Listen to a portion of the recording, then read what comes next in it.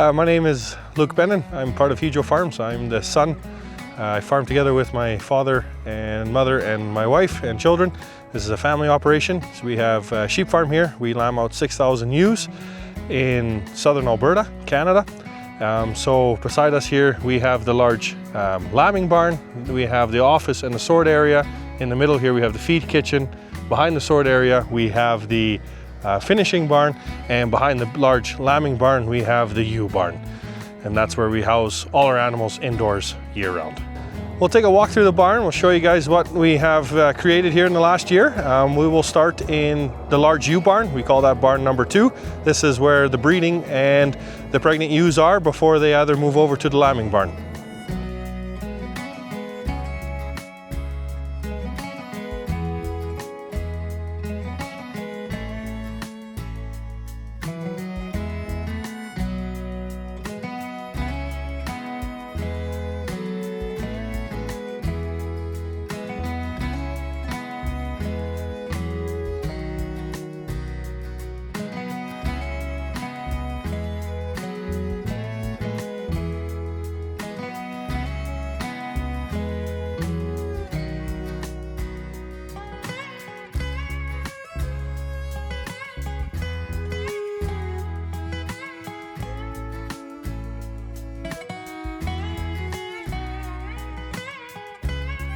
So this is our ewe barn.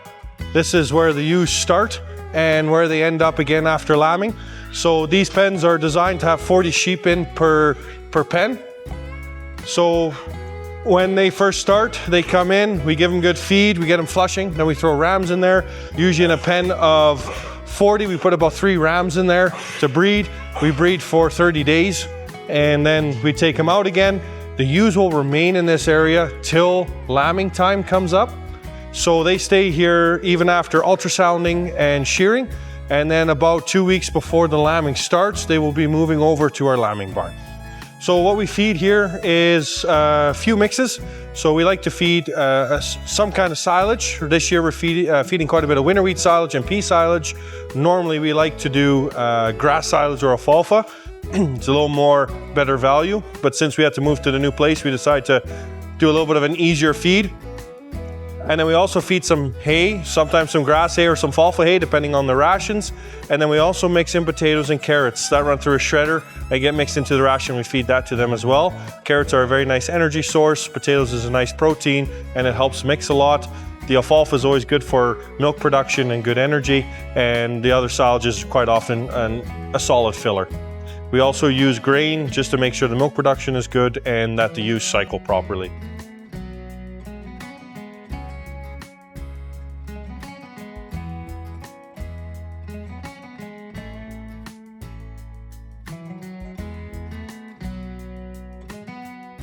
So this is our lambing barn. We divide the ewes up into groups of 12s, which is easier for lambing.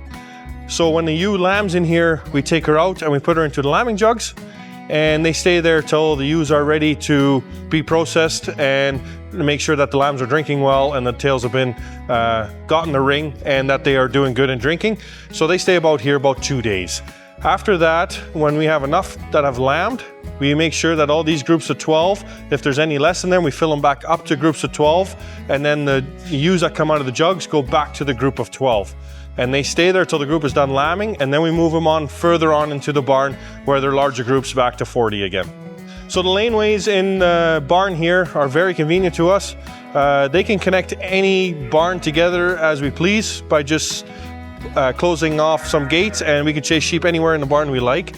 But for here it's very nice. If we have a group that lambs here in the front, we can chase her all the way to the back or over to the other side. So there's always a space for a mother to have her babies, and that there's always convenient space and dry penning. We want to make sure that we had enough pens and enough space that we wouldn't have to fight with extra little gates on the side. We want to make sure that everything stayed straight and straightforward for the workers as well.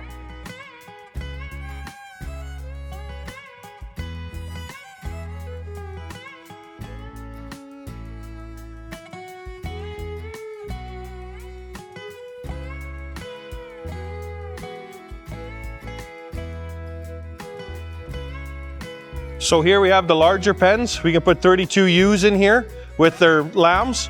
And then we also have a creep feeder in here, so the lambs are able to get their first bites of grain. These gates around holds the mothers out, so the ewes can't eat the grain, but only the lambs. And then we have a really nice system of gates up front that the lambs can't jump out, but the ewes can still eat, so it keeps the lambs out of the feed alleys. So the lambs will stay here till they're weaned off, and that is about on average about 7 weeks of age.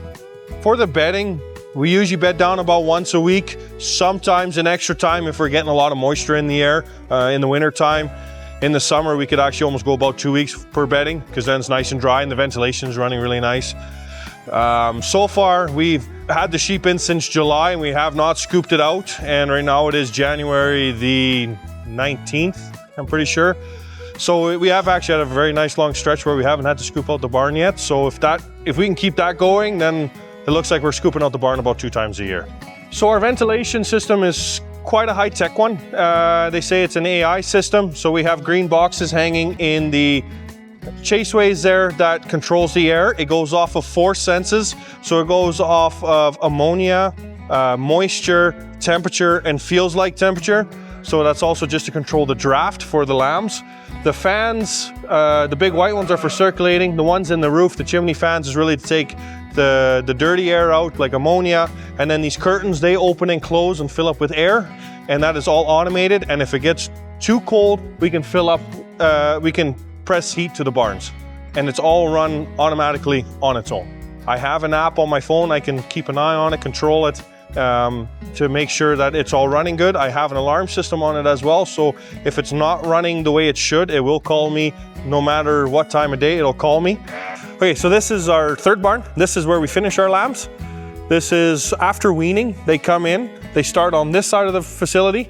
They start small, and then they get the same feed that they have in the creep feeders. So they start here for a couple of weeks that way. As they grow and we sort and weigh, they go down to the back of the barn, they move over and work their way back to the front, where they will end up here, and that's where our fat lambs end up being. So our fat lambs are the lambs that are ready to go, and they're gonna go on the truck. So these ones are gonna get shipped off tomorrow because they are at weight.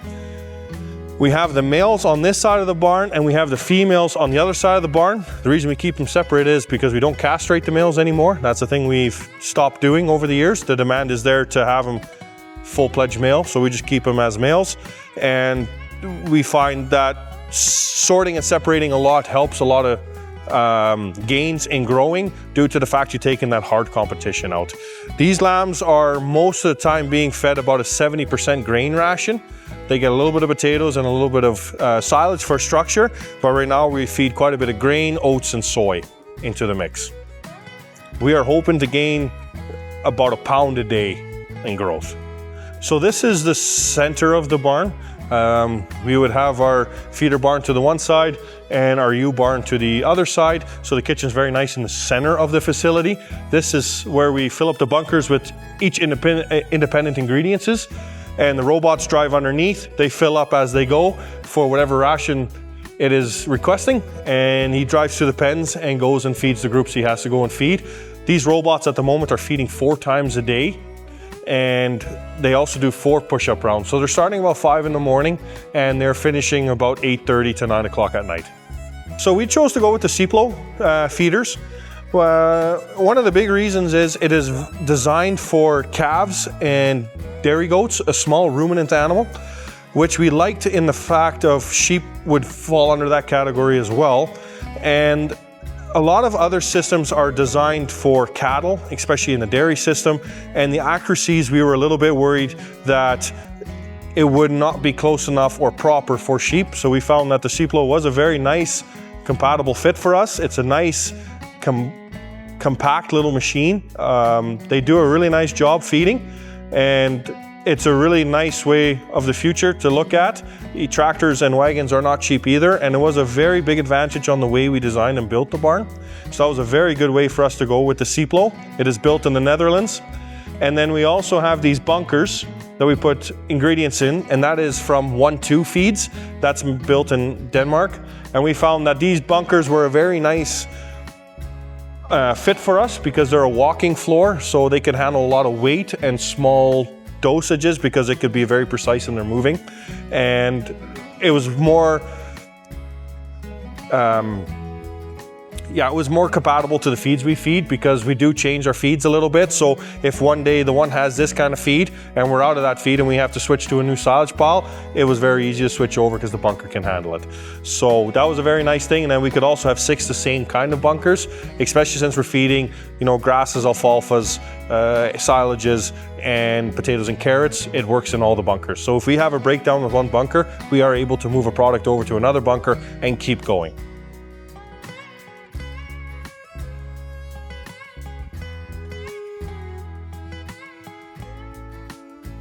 So all our barns have chase alleys. So we can chase lambs out of the back of the pen. We can set up gates, get them across the feed path here, and we can chase them into the work area. So all the barns have these alleys and they can all come to the same point. So all these alleys can connect no matter how far or which pen they have to come from. We can all come to the sorting area out here to do whatever we have to do, such things as weighing, hoof trimming, shearing, or just a general processing and weaning. We can chase all the animals back to here, and we don't have to run animals through the feed alleys or interrupt too much of the flow of the robots. So over here we have the sorting system. Out here we have one alley that we can chase all the animals into. They come around into a sorting tub, can run through the scale, either run through the hoof trimming or through the shearing system. And we can add different things such as like an ultrasound table, and we can sort the animals 6 different ways, which is a very big bonus for us because for weighing the lambs, it's nice to have all different sizes in one run. It's also a very nice thing to sort the animals when we're weaning, such as like skinny ewes, fat ewes, big lambs, small lambs, or such things as culls. So we can sort in all the proper ways. The hoof trimming is very nice because it takes all the back labor and work out of it. So this has been a very big advantage for us to keep animals moving and keep the jobs as light as possible, because then you're going to do it. If it's always backbreaking work, sometimes you'll find too many excuses not to do it. This way we made it simple. Even if we're a guy short or two, at least we can still do the jobs we have to do.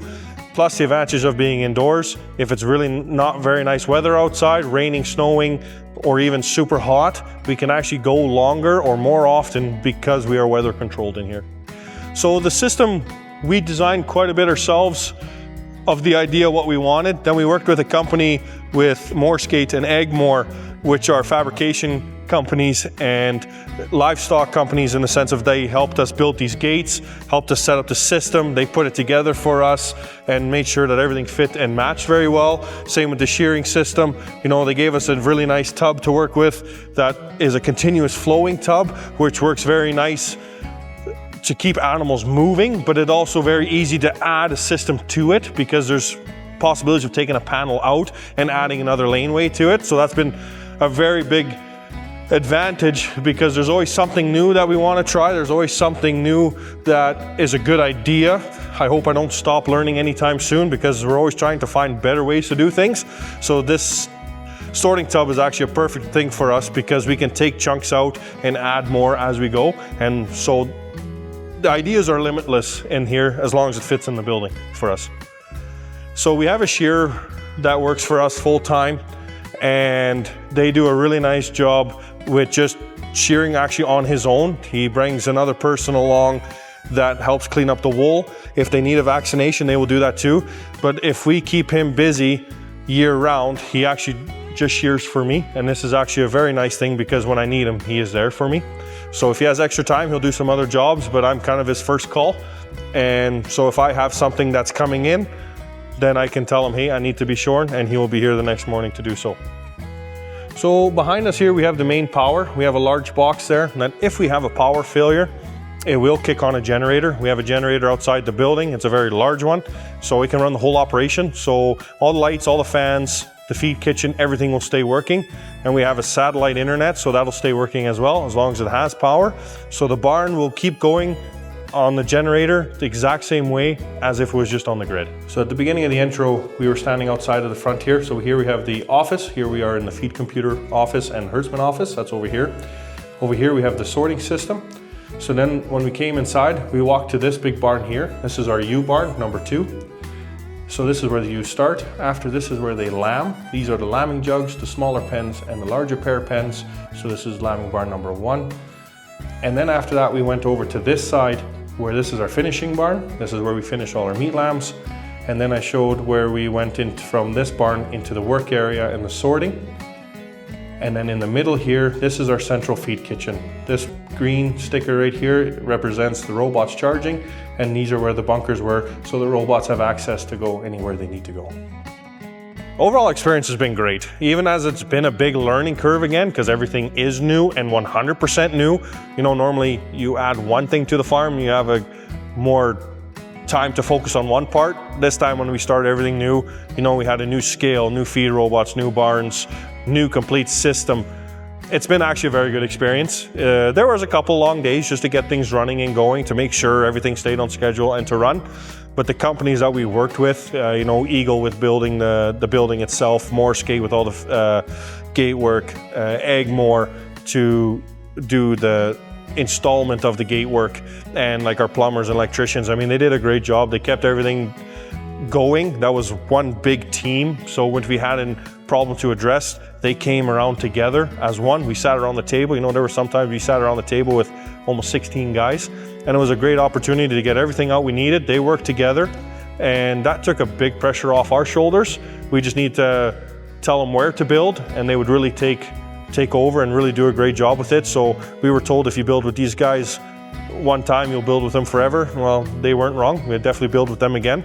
Yeah, if you're thinking about getting into sheep, make sure you do your homework. YouTube, internet, there's a lot of information on there. You know, see a lot of companies. You know, I'm in Canada. I reached out to companies in Australia and New Zealand. And, you know, the world is very small when it comes to technology. Don't be scared to write an email. Don't be scared to pick up the phone, make a call. Talk to people. That's your best winning advantage with today's world and technology.